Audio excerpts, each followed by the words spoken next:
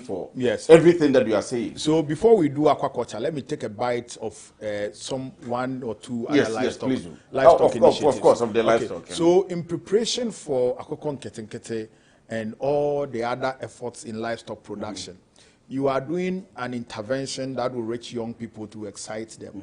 If you don't build their capacity, you are throwing water in baskets. Yes. And so together with YEA, we have developed this initiative which we call the Youth in Poultry and Livestock Training. And we intend to train about 20,000 people in the next 2 years. That's great. We wanted to start this year with 10,000. We are just yet to roll it out. We hope that we'll be able to do that. We are doing that together with Animal Research Institutes, University of Ghana, LEPREC, and we are doing that with FIDICO.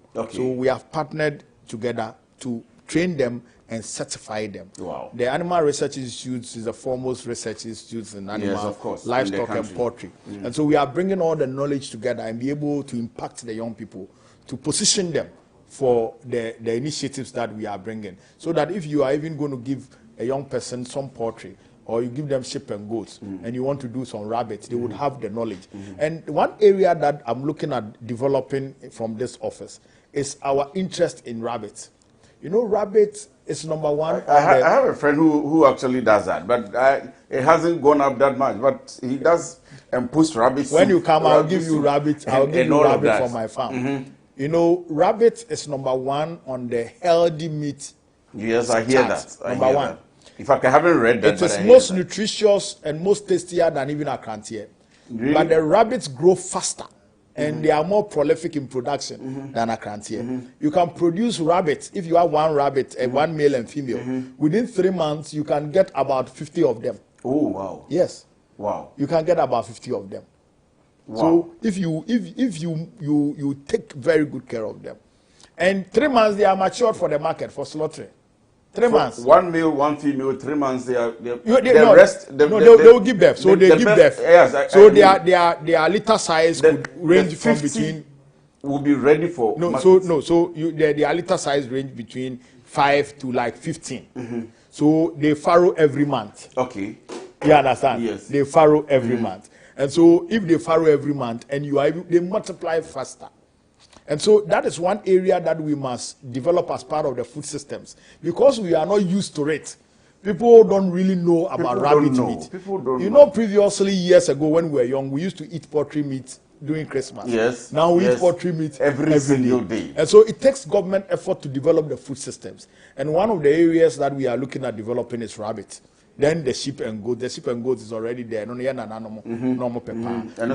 we need more prolific and more high-yielding meat value sheep and goats. And that's where the boar goat, comes in. And we are looking at, developing this area so that the livestock sector can grow. Then to your aquaculture. If you look at the value of the fish markets in the world, and the capacity, our relative potential as a country in producing the fish needs of the world and the country is so enormous. You know, Ghana is so lucky from the north to the south. There is a huge water body that runs fresh water through the country. Yes. And that is a huge opportunity for aquaculture there. And so we together, as part of President Mahama's vision, the Ministry of Fisheries and Aquaculture, as part of their regulatory measures and the innovation that they are bringing into the sector, are introducing a number of initiatives to support them. One of which is what I spoke about, what we are trying to do together with the schools, and also in partnership with Ministry of Fisheries and Aquaculture in the aquaculture space. So in the schools, when they have small space, you give them the cage so that they can do the tank culture. Yes, the tank so they can put their catfish and the tilapia in the tanks and be able to grow them so that they can supply to the market or use it to supplement the food needs of the schools. And there are 3 major techs involved.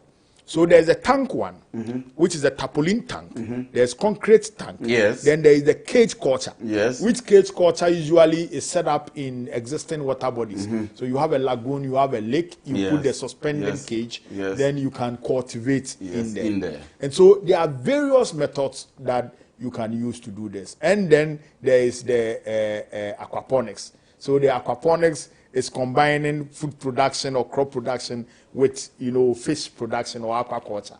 And so all these are things that people must know about. And you have plans for. We have plans for. In all of and this. we have hope to have skill. But all the things that I've said, yes, at the heart is job creation. Well, that's most important. At the heart is job creation. I like that because we need to cut down on the 14.9% unemployment rate we have in the country. We need to be able to give young people jobs. So at the heart is job creation. And so you can promise jobs for young people that are watching you tonight. And you see, you don't sit with President Mahama and discuss any initiative without talking about jobs for the young people. How many jobs that project is going to create. Yes. And let me give you some small statistics. In actual fact, the school farm alone, the school farm initiative, is going to create immediate jobs for 1,400 agri-college graduates. They are going to be the farm managers? Yes. Straight away. I agree. So direct jobs. 700 for senior high schools, at least 2. If we have 2, and that is the minimum. That's direct, immediate. And that's the minimum. And because that's immediate, you have not even included the TVET schools and all that. Yes, that's the minimum. Yes, and that's even for the schools that have maybe an average size of land. There are some of them who have too much space to share. The interesting bit is that there's a need for farm labor, which also would provide opportunity for national service to bring on volunteers, which volunteers would be paid, and that will be jobs for them. Then beyond that, there is the other added jobs, the indirect jobs from those who would come and buy and go and sell, add value, process, and send to the market, the aggregators. So enormous jobs would be created in this process. And this is the school farm alone that we are talking about. Let's even exclude the entrepreneurial skill and ability you would induce in the young people that will go out of school. Let's exclude that. Then you see the value. You want to cut $600 million importation of, for example, rice, onion, tomatoes, the cash crops, and all of these.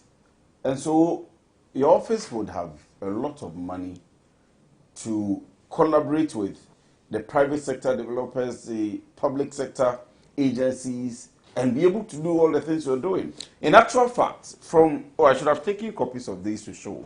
Maybe I'll take them and show. To be able to implement all of this, that you have started, because what I see shows that you have started at least each of these projects that you are talking about. How are you getting funding? So that is where innovation comes in. President Mahama has made this point. You a lot of President Mahama has made this point in time with that number, that in our 24-hour economic drive, in our bid to inject some action into our economy, some activity, some aggressive activity into our economic space, the government will be a facilitator and will not be the lead.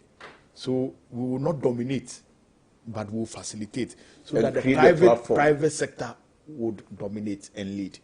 And that's the only way to achieve this. And so you would realize that most of the initiatives that I've spoken about, there have been some partnership involvement.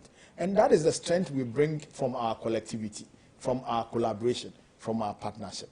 So really, you don't need dedicated budget to do all the things everything you're doing. Because there are opportunities that you can leverage every time to achieve these results. And the results that you are seeing, for example, from Dobidi, has been out of partnerships and innovations. Partnerships and innovations. So there are people who are holding some opportunities. So you see this one's opportunity, you see this one's opportunity, you harness them together, and you're able to bring a productive output. And that's what we have been able to do over the past. My time is almost up. And you would see that for every efficient government expenditure, where your budget deficit is low, it would be because, not because you have not worked, but because you have deployed innovative ways. The difference between us and the MPP is that they were borrowing to do everything, including consumption, including remuneration. But we are not borrowing to do everything. Yes. But we are doing the things. Does it not surprise you that we are doing so much, but yet we are not borrowing much? I want to come to the jobs again. Is it the case that the beneficiaries, because when you were talking, I was still thinking about how many jobs, and there are going to be maybe hundreds of thousands of jobs. A lot because of we can now talk about even from the indirect smallholder ones farmers, yes, that will come up and so on and so forth. Yeah. Are they going to be NDC foot soldiers? Absolutely not. In fact, what President Mahama has done so beautifully. But you have been Deputy General Secretary of the NDC. Yes, I've been Deputy General Secretary. Blood, breath, everything. Yes, NDC. but you would want to support your foot soldiers. The NDC man too is a Ghanaian and must benefit. But essentially, you don't do that with only NDC in mind, because when you do that, there may be some NDC people you would give the capacity to, and they don't have the ability to sustain that, and it goes down the drain. And so let merits, but most importantly, also, experience come into space. There are NDC people who have the capacity, the ability, the experience, the knowledge, and the skill to deliver on it. Provide it for them and let them deliver. There may be some MPP people who have we don't know their MPP, but they have come in and they need the help. You can provide it for them, even if they are MPP and they have the capacity. Because it's a national project that you are doing, you provide it for them. The difference between the MPP and NDC is that we don't deploy favoritism, nepotism, and family and friends in dealing with our issues, and that's why we always get the results. Look at President Mahama's appointment, and look at how President Mahama is open. Look at the type of leadership that he is offering, and that is how you build a nation that is not segmented into partisan lines, a nation that is not segmented into ethnic lines, a nation that is united in purpose, in vision, and in delivery. And that's what the Ghanaian people voted for, and that's what we are doing. By NDC people, you have seen them when you came. I don't know whether you met all of them. Yes, we must attend to them. We must strengthen them. We must build their capacity because they are Ghanaians. But most importantly, you don't develop any national policy and think that you are doing it for only NDC people. It will fail. Exactly. And I mean, as you say, most of the offices that I go to, I tell them that I don't envy them. The number of people that line up at their doors every morning, every afternoon, looking for support. And of course, the fact that you want to support them. But because you brought in politics, the comparison between you and NDC, my time is actually up, but let me give you maybe 1 or 2 minutes. Rate President John Dramani Mahama, even though you have been the Deputy General Secretary of the NDC, you have been the head of the NDC's ideology school, you've been lots of things in the NDC. And so obviously you are going to talk for them. I am heavily conflicted, but but as an academic, I can be very objective. Yes, so objectively rate and tell me why. And I'm going to do this very scientifically. Okay, so rate and tell me why. And I'm giving you the camera. Just 2 minutes, yes. Yeah. So I'm going to be very scientific about it. And so we made some promises to the people of this country. And the promises were based on indicators. And so I'm going to go by the indicators. One, inflation. When we came to power, inflation was 23.6%. Now inflation is 9.4%. Single-digit inflation. How will you rate President Mahama? It was coming down already. It had gone to over 40%. No, it was 52%. Yes, it went to over 50%. You see, inflation doesn't. But it started coming down. Inflation doesn't come down just like that because it's coming down and it continues to come down. Inflation is a product of what you put in. The economy is like a computer. What you put in is what you get out. Garbage in, garbage out. You understand? The reason why some people will be complaining that, oh, Atuforcing should release money, should do this. Atuforcing knows that inflation is a factor of money supply. Yes. And so you must make sure that you control money supply, but also maintain heavy economic activity so that you can engineer growth. And so the achievement we have made in inflation is not it's not an extrapolation from last year. Yes. It is the effect of strategic, well-coordinated, well-structured economic decisions. That's why we have gotten that inflation. So rate inflation, 100%. Now let's look at interest rates. Let's look at interest rates. Okay, interest rates. And so before we came to power, the commercial interest rates you could get was between 36 to 38%. Our reference rate was almost 29%, at somewhere 30% at certain points in time. Now reference rate is 17.5%. And so interest rate is ranging between 18 to 24%. What do you give to President Mahama? 24 is still high. So no, 24 is still high. No, so I'm giving you the indicator. So from 38 thereabout to 24, what do you give to President Mahama? you would give him 100%, 10 over 10. Now let's look at exchange rate. So exchange rate went to as high as 17 cedis per US dollar. Let me leave the other currencies because dollar is the world trading currency. So let's stay with the dollar. 17 cedis per dollar. Now we're able to bring in this last 9 months, bring the cedi to a position of strength such that we're exchanging $1 for 10 cedis. Now we are at 12 cedi 50 pesos. What do you say to President Mahama? How do you rate him? And so you don't need anybody to come and tell you how to rate President Mahama. And that is why you cannot conflict anybody on the street who continuously say, yesterday I heard somebody who says that President Mahama has done exceedingly well than the other man. He didn't want to mention that. Your ratings. Exceedingly well than the other man. It is because... But your ratings are on the macro level. Yeah, no, but this macro level. You have mentioned inflation. So you can even go to food inflation. One can break it down. But you can even go to food inflation. You can go to the market and do the micro level. But micro level, let's look at the incomes of people and whether people are better off or not. If you were taking 10,000 Ghana cedi in 2024, at the rate of inflation of 23%, it means that your purchasing power would have been reduced by 23%. Now inflation is 9.6%. If you are still taking 10,000, granted that you have not received increment, and maybe ostensibly there have been increments, but even granted that you have not received increments, now your purchasing power would have been increased by some over 12%. So you could buy 12% more of commodities with your existing income. The same income, it does not change. That is microeconomics. Microeconomics is at the household level, it's at the factory level. Now let's look at the producer price index. Let's look at producer inflation and be able to mark President Mahama. And there too, President Mahama has scored 100%. And so, ladies and gentlemen, so overall, President Mahama has shown that truly leadership matters, and leadership can yield results. And indeed, people should pay attention to quality leadership, because quality leadership yields results. Thank you very much. Peter Thank you very much. Wama Otokuno, PhD, is the president's representative for agriculture and agribusiness. So he's generally in charge of all the things that we have spoken about.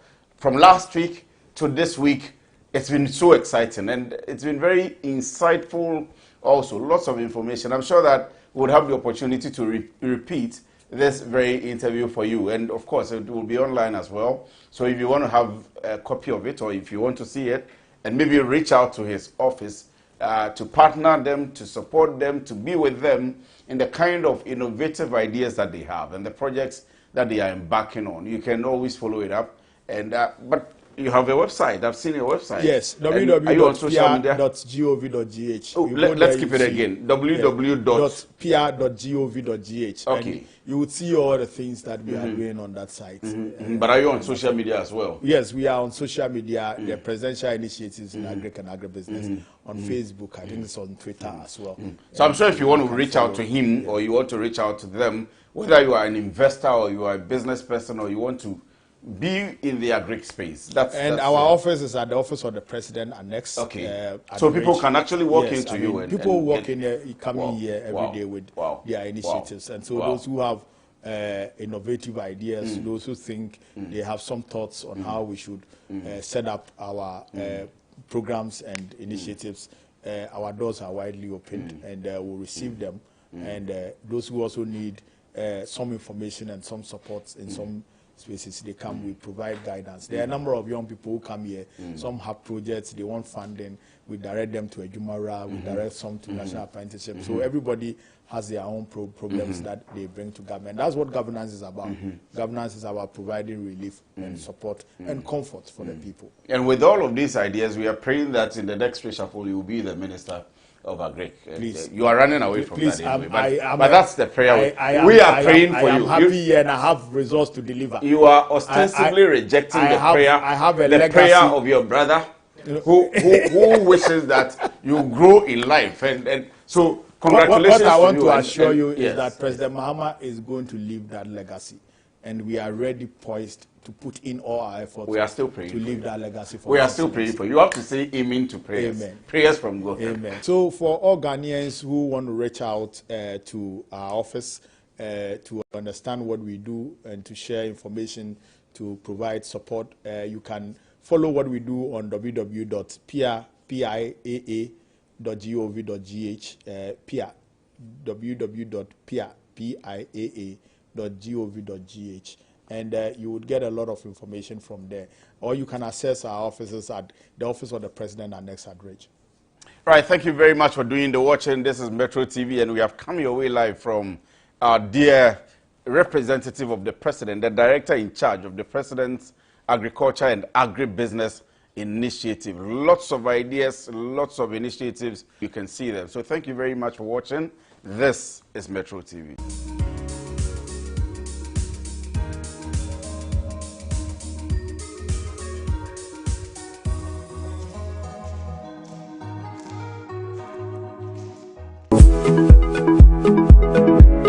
Sometimes the unexpected happens and the hero falls down in his own story. But he needs not stay down for long.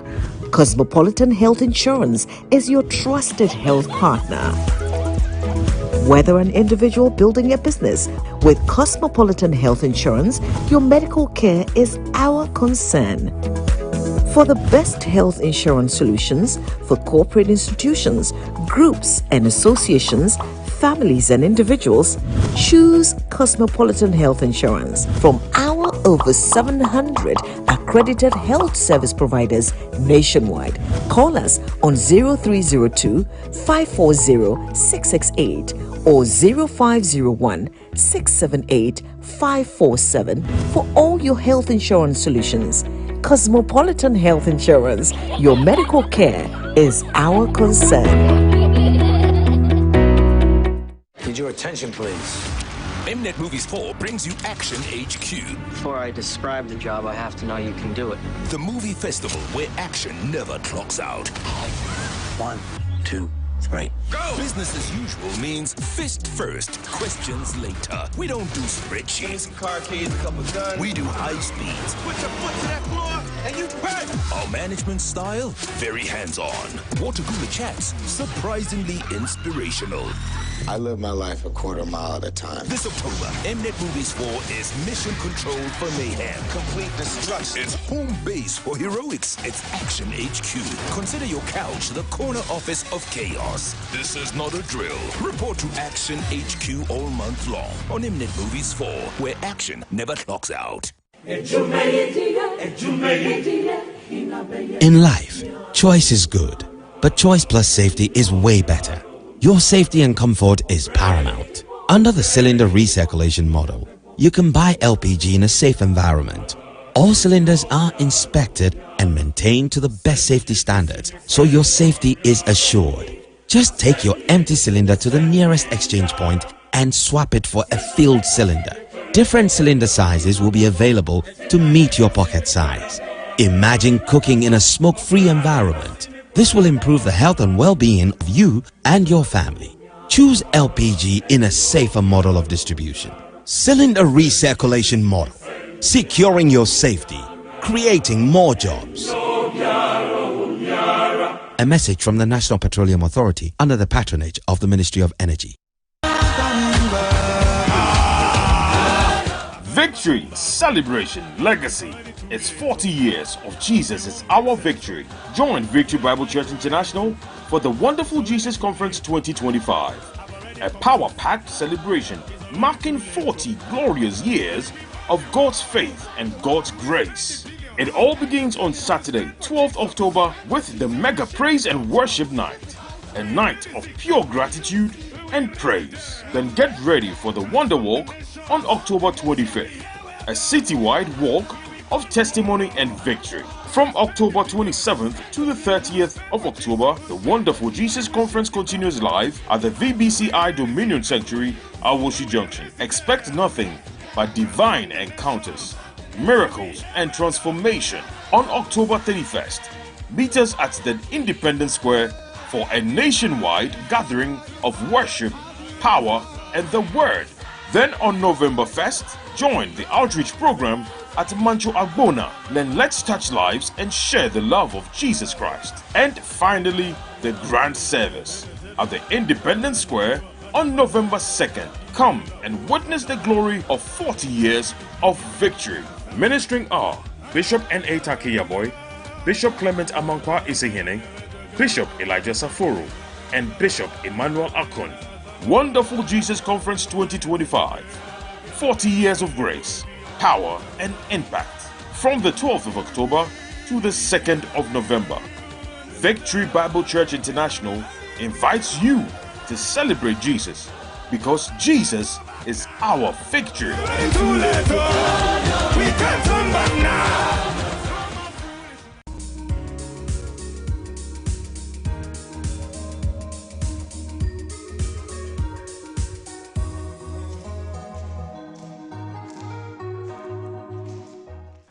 Good evening. Thank you very much for joining us. This is the Bottom Line, and we are coming your way live from, well, last week that's the introduction I did. Again, this week we are still here in the office of the Venerable Dr. Peter Boama Utokuno. You all know him, and we are still in his office, but this is for this new week, and so we are live on your TVs wherever you are. We are live on DSTV channel 277. We are live on Multi TV, and we are live on all social media platforms, Chairman Kwesi Free, Metro TV News, and so on and so forth. But we are coming from the office of Dr. Peter Boama Utokuno. So last week we had a lot of discussions around how he's been performing so far in the area of school farms, in the area of innovative thinking, in the area of cocoa production, how we are going to add about 200,000 more hectares of land to the ones that we are cultivating already, and how they intend to increase the entire tonnage of cocoa production here in the country. Again, this week, we are continuing the conversation, because last week we had come for the discussion on the coconuts that we've seen, their launch and the portal that they have closed and opened and so on and so forth. So, Doc, thank you very much once again. Thank you for having me. Thank you. It's always a great pleasure to see you. We are happy to have you all the time. I mean, it's exciting to have you, and the kind of, well, I shouldn't even say knowledge you have. For that, I have known for a very long time, but what you are doing in the space is quite exciting. Well, we are inspired by a very great leader, His Excellency President John Dramani Mahama. He's a leader par excellence. He's the president who knows every single sector and understands the rudiments of the sector. In fact, the difference between what you see today and what you have seen in the past is simply leadership. And the rest is the effect of His Excellency's leadership. The macroeconomic indicators. It's his leadership. And his level of depth and understanding is inspiring for some of us. So you cannot afford to fail if you are his appointee. I hear when you go to him, he takes a paper and pen and he writes things in your sector that you are working on. In fact, he will even provide more further information if you are not careful. When you are going to engage the president, you must be prepared. And so you need a lot of research to get in there. You must be prepared, because he knows his bits, he knows his onions. Do you have his support? Even though you are working under his ministry, do you have his support? The things that you lined up to us in our previous What else interview, would you have done if you are his appointee? If he doesn't provide the support, we can't do anything.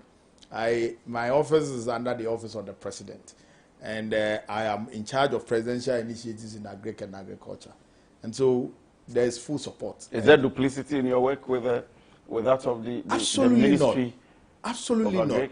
They also have Feed Ghana campaign. No, with a coordinator, national coordinator, doing in Kukon Kitten and doing. That is where your work comes in, because we must provide that clarity. Government policy is led by the president's vision, and the ministry provides the regulatory and the policy environment under which various organizations, institutions, public and private operate. So the president provides the vision through the ministry. Yes. And so the ministry's vision is to feed Ghana. And under the Feed Ghana broad policy, Yes. there are various targeted areas where various institutions, bodies, organizations, and units can develop innovative tools to achieve that policy objective. And so you would see that even under the Feed Ghana, National Service is doing something. Prison Service is doing something. All of them are doing something. And so that's the broad framework that is provided for. Now, my unit under the Office of the President, responsible for initiatives in agric and agribusiness, coordinates among 3 ministries.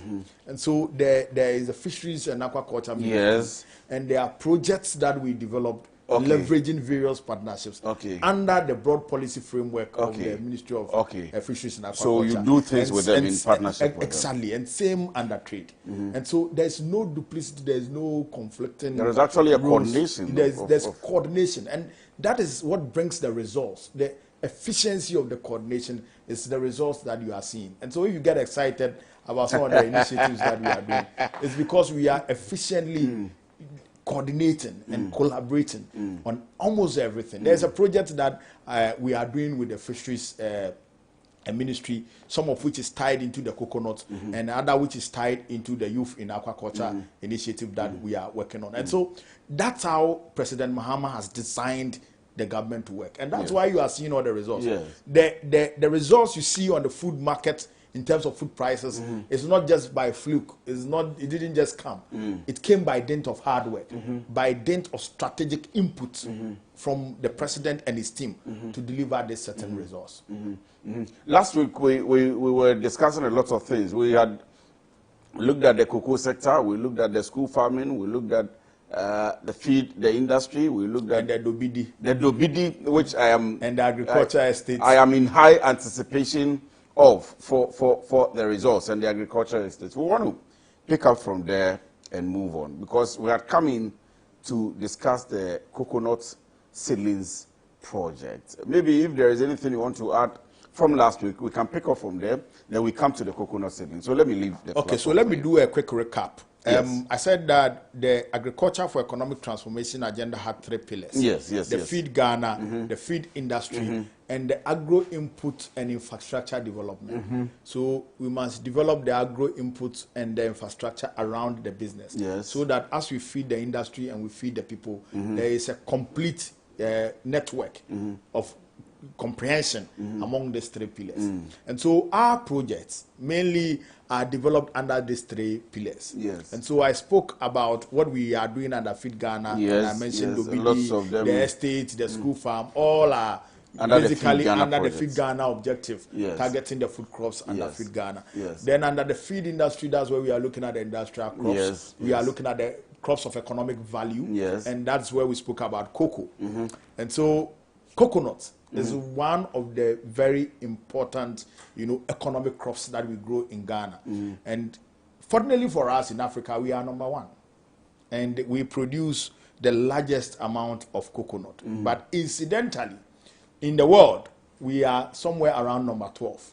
It's because we are not producing enough. But again, coconut can grow anywhere in Ghana.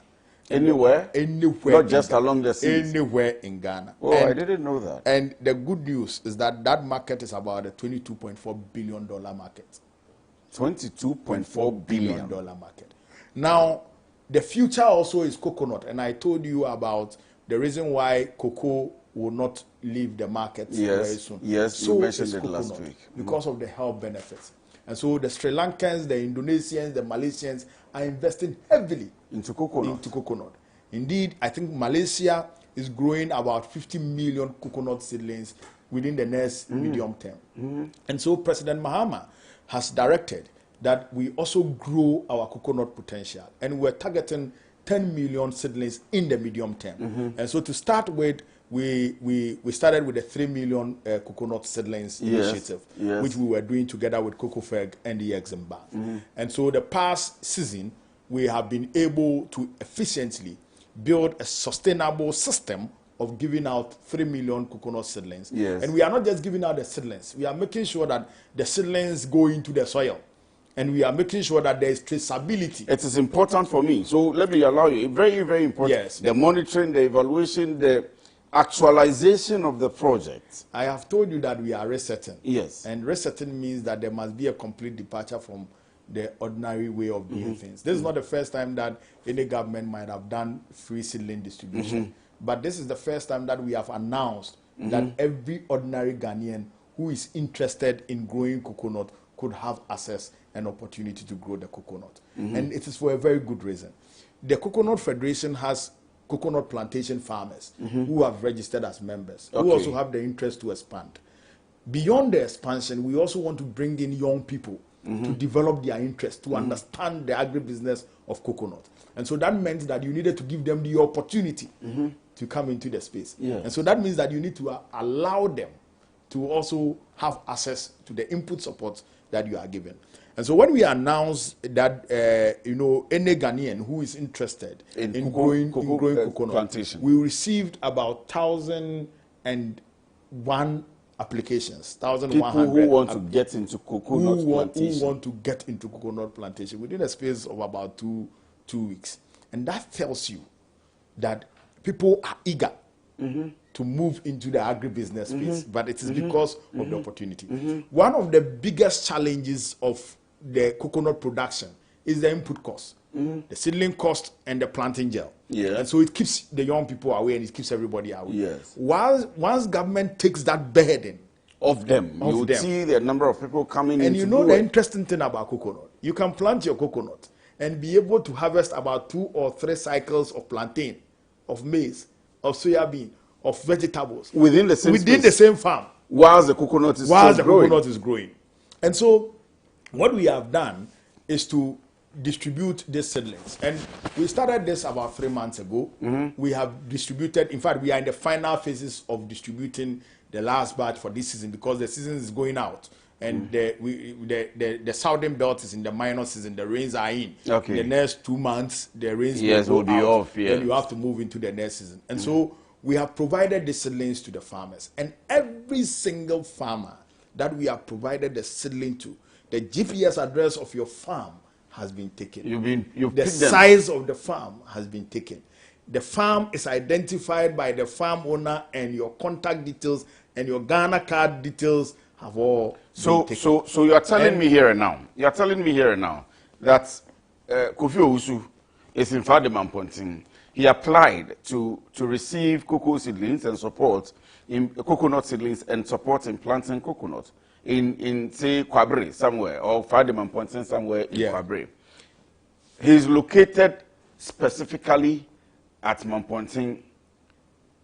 You can tell me to go in there, and I can pick his number and go and find him and his farm. You can go and find the farm. And you see, we are doing this tactically with the agents on the ground, the district agric officers, the extension agents, and most importantly, the Coconut Federation coordinators. Because again, they also want to increase their membership base, and they need those new membership so that they can coordinate the market. And there's a thing about this cooperative system bringing all the farmers together, because it helps in the marketing. Now, with this 3 million that we have distributed, the Federation of Associations of Ghanaian Exporters have been able to even secure an off-taker agreement for Kobo.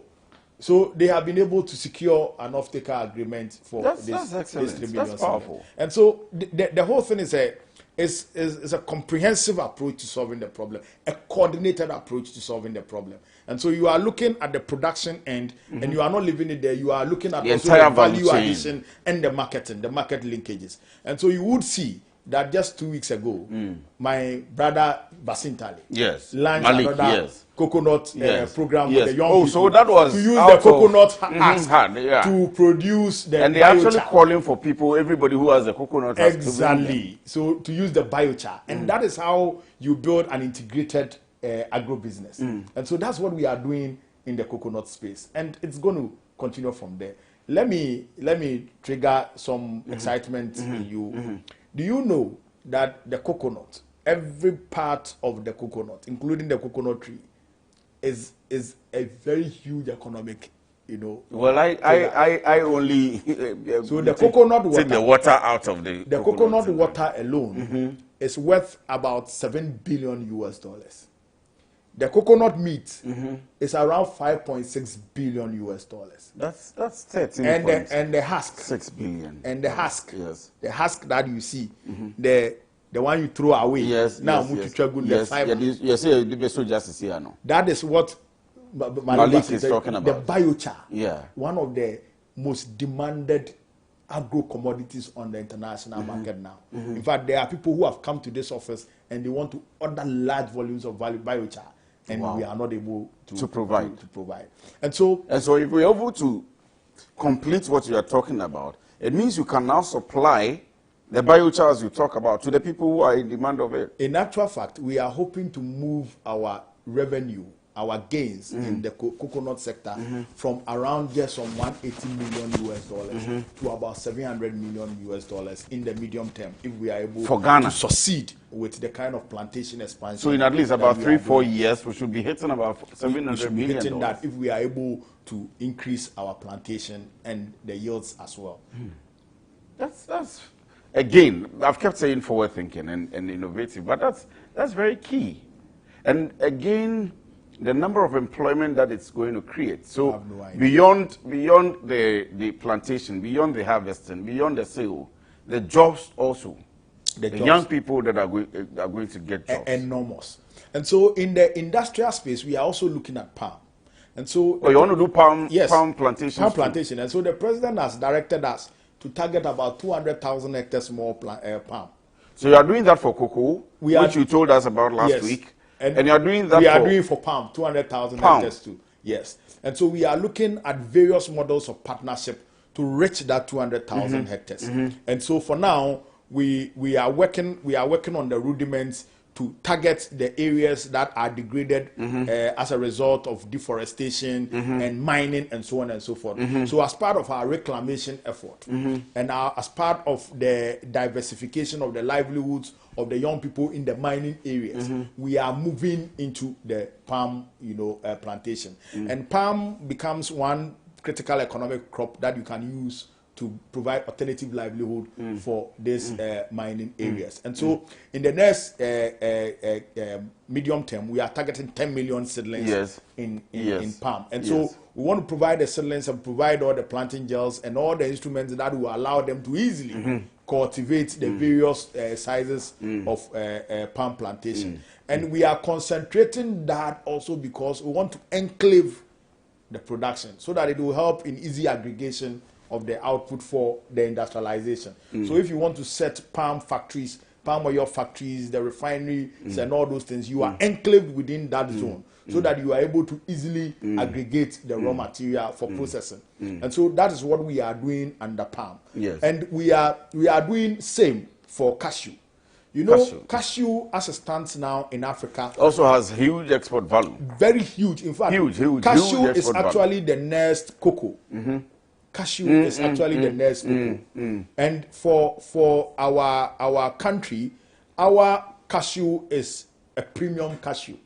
They call it organic cashew. The one we have here, the one we produce here. The Asians have taken over the market of the export. So we don't really add much value. It's still the raw, like we do with bauxite, like we do with cocoa, like we do with suffering the same problem. And so the president has directed that the Ministry of Trade and Agribusiness focuses on the cashew and add value. And so you would see and realize that some commissioning and sort cuttings have been done for some cashew factories and so on and so forth. But most importantly, we will need to hold that competitive advantage on the sub-region. So Ghana and Ivory Coast produce the cashew more. And so what we are looking at doing is to grow more cashew plantation so that we'll be able to hold the market in the sub-region and take it to the world. And so that is what we are doing in cashew. Then maybe I missed that one. As part of our efforts around coconut, we have decided together with the Coconut Federation and other coconut associations on the sub-region. Not just in Ghana here. Not just in Ghana. So the federation is in Ghana, but other federations in the sub-region, at least West Africa and Africa. So through my office, we have facilitated the formation of what we call the African Coconut Board. And we just held our first meeting, I think about last week. Virtually? Here. Oh, they came. With They came representatives, yes, from Nigeria, from Ivory Coast, and so on. And that's being initiated here. Yes, and from your office. We are going to inaugurate the African Coconut Board in Ghana next year, and President Mahama will lead the formation of that board. We are harnessing the Pan-African value of agriculture, and we believe that it is only through our collectivity that our strength as Africa will rise. I agree. And you heard President Mahama at the UN General Assembly. Yes. These are some of the instruments that we are using to unite, agribusiness in Africa. Yes. And so we are bringing these coconut federations together so that we can form a unified force, not only in investing in the agronomy and the production, but in also adding value and expanding the market space so that our nations and our young people and young men and women can benefit from the job creation value of these industries. Tell me about this. We've been talking about the crop, and you mentioned last week about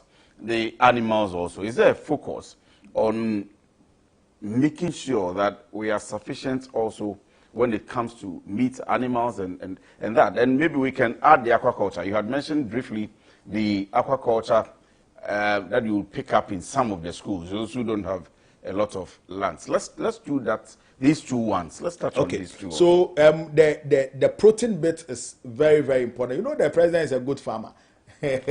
So what I know him for, sheep and goats is babies, so he doesn't joke with them at all. What I know him for is the maize. I've seen large tracts of land that he's cultivating maize on somewhere in the Bono region. Yes. So when you are a livestock farmer, you'll be interested in maize, yes. And you'll be interested in soybean. Okay. As I told you, I'm a livestock farmer, 360. I'm doing from poultry to piggery to rabbit to ducks to turkey to geese. We actually have to follow you to one of your farms and pick it up from there. It would be a great pleasure. Yes, of course. We'll have to be able to. I'll give you a pork grill. I'll give you a pork grill. We will. We will. So we definitely will. You will need to come. Yes. But essentially, the bit about meeting the protein needs of the people is very, very important. And so at the heart of all the initiatives that we have spoken about from Feed Ghana, you would see that embedded in it is the drive for livestock production. Yes. Because of the maize and the soybean. Yes. You see, soybean, we don't really eat soybean raw, but we have added soybean to it. And so it is because of the feed industry,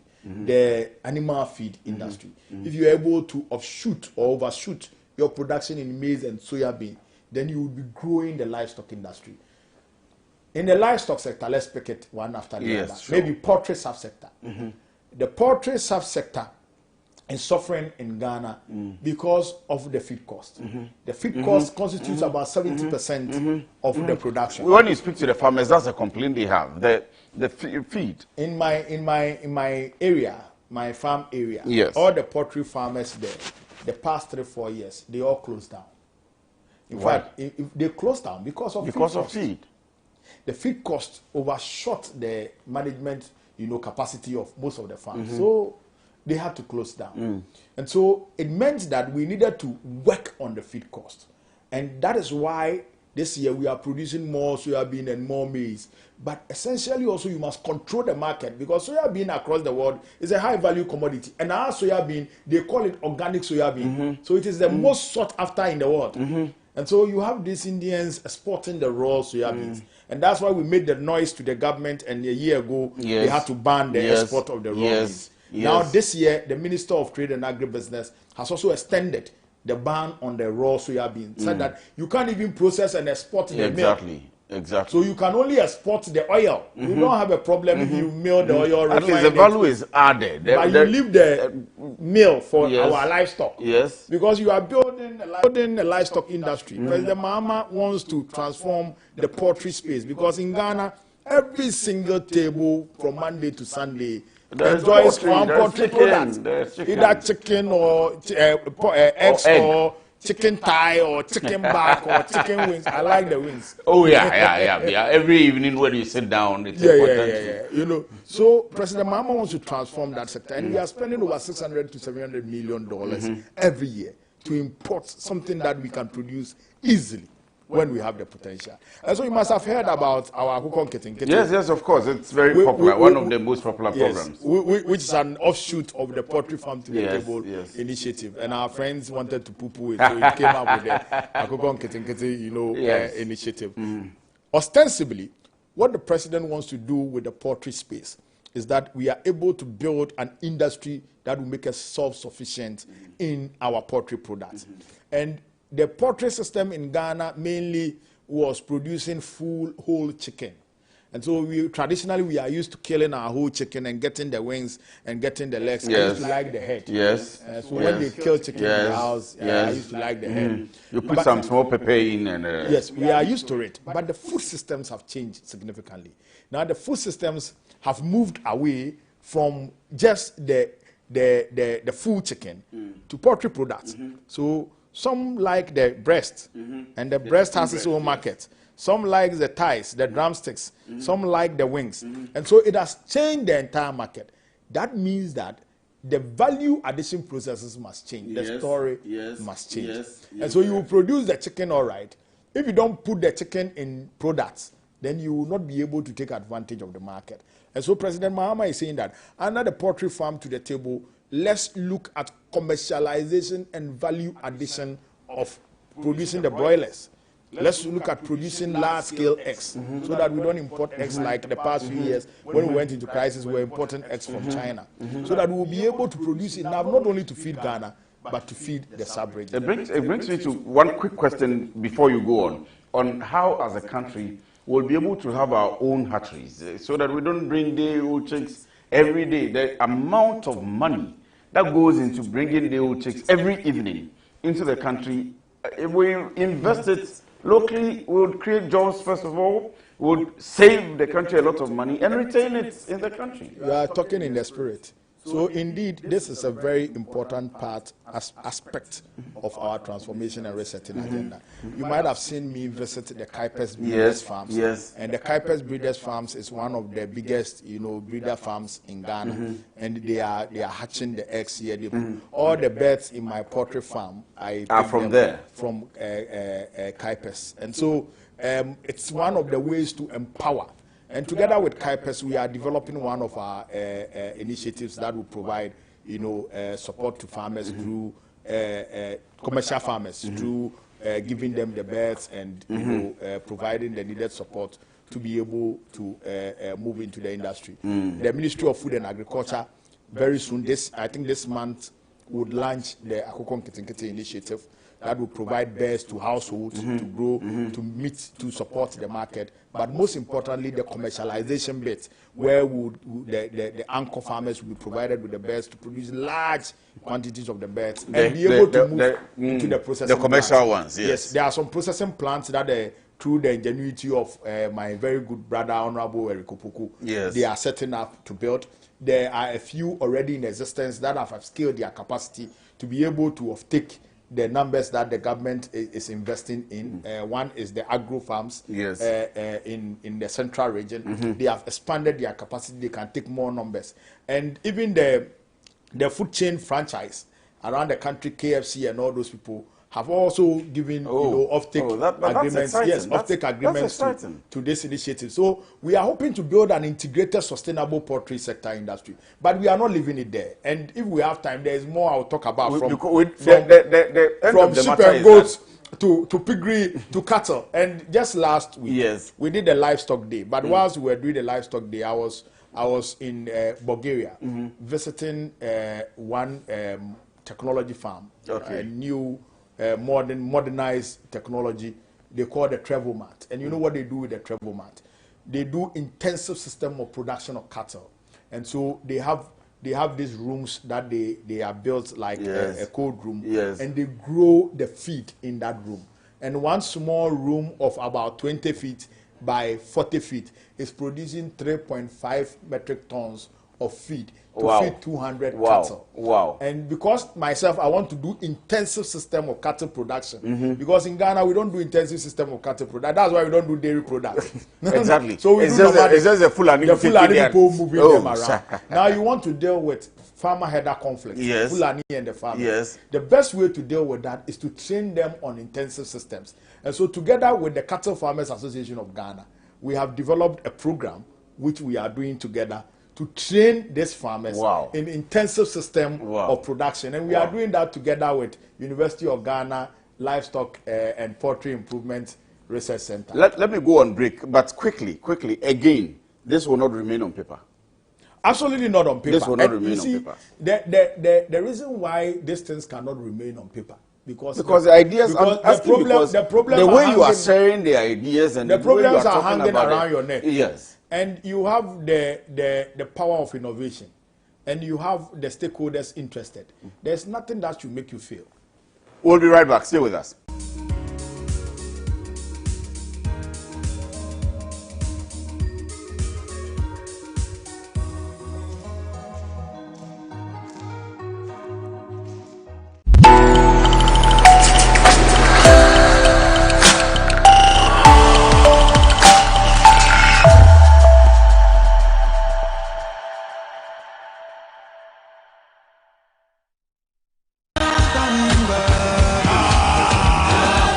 Victory, celebration, legacy.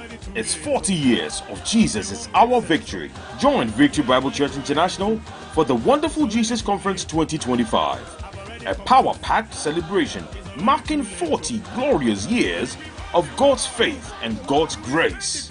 It all begins on Saturday, 12th October with the Mega Praise and Worship Night. A night of pure gratitude and praise. Then get ready for the Wonder Walk on October 25th, a citywide walk of testimony and victory. From October 27th to the 30th of October, the Wonderful Jesus Conference continues live at the VBCI Dominion Sanctuary, Awoshi Junction. Expect nothing but divine encounters, miracles, and transformation. On October 31st, meet us at the Independence Square for a nationwide gathering of worship, power, and the Word. Then on November 1st, join the outreach program at Mancho Agbona. Then let's touch lives and share the love of Jesus Christ. And finally, the grand service at the Independence Square on November 2nd. Come and witness the glory of 40 years of victory. Ministering are Bishop N.A. Takiyaboy, Bishop Clement Amankwa Isehene, Bishop Elijah Saforo, and Bishop Emmanuel Akon. Wonderful Jesus Conference 2025. 40 years of grace, power, and impact. From the 12th of October to the 2nd of November. Victory Bible Church International invites you to celebrate Jesus because Jesus is our victory. We can't turn back.